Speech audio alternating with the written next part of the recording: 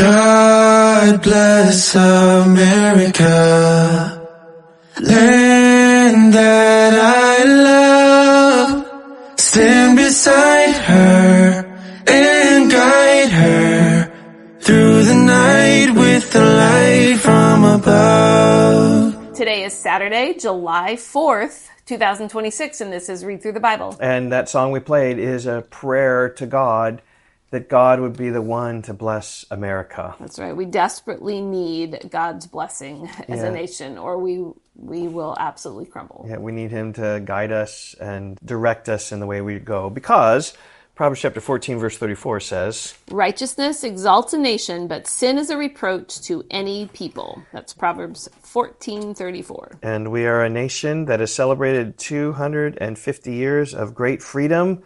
We are in danger of losing that freedom. We're in danger of losing righteousness as we celebrate sin. That's why we need God to come and stir among us and bless us. I think about the early days of America, and there was the Great Awakening in the 1700s, shortly before America declared their independence. And there was a second Great Awakening in the 1800s, in which God just poured out His Spirit upon us. He can do it again.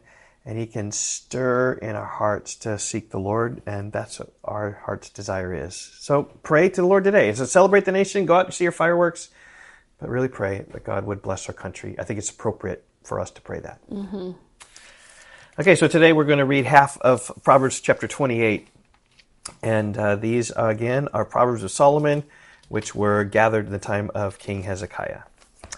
So here we go, chapter 28, verse 1. The wicked flee when no one pursues, but the righteous are bold as a lion. I just think there's a verse, I forget where it is, maybe it's in Deuteronomy someplace, maybe Leviticus, talking about how even at the rustling of a leaf, the wicked will flee. Just it speaks of how no one's pursuing, but they're scared, conscience convicting them, but the righteous are bold as a lion. Verse 2, when a land transgresses, it has many rulers, but with a man of understanding and knowledge, its stability will long continue. The importance of a good ruler. Comes back to our nation, right? Mm-hmm. We need a man of understanding to keep our land stable. Okay, verse 3, a poor man who oppresses the poor is a beating rain that leaves no food. Those who forsake the law praise the wicked, but those who keep the law strive against them.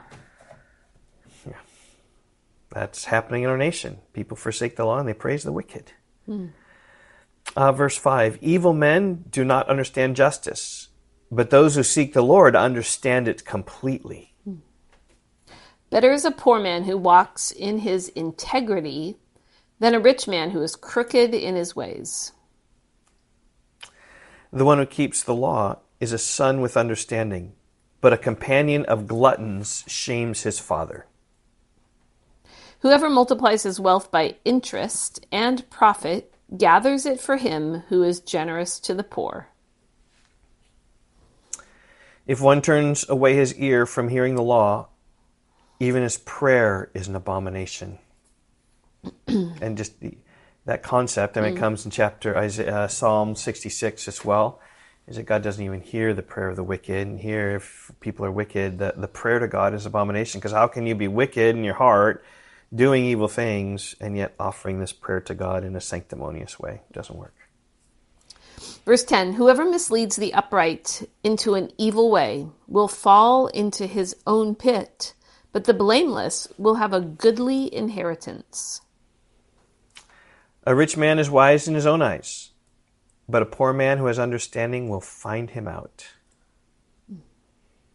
When the righteous triumph, there is great glory. But when the wicked rise, people hide themselves. Terrified of a wicked ruler. Right.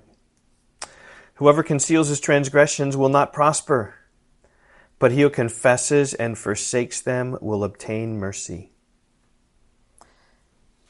Verse 14, blessed is the one who fears the Lord always, but whoever hardens his heart will fall into calamity. Yep, that's just half of Proverbs 28, and we'll pick up the second half tomorrow. And we will see you then. Bye-bye. Goodbye.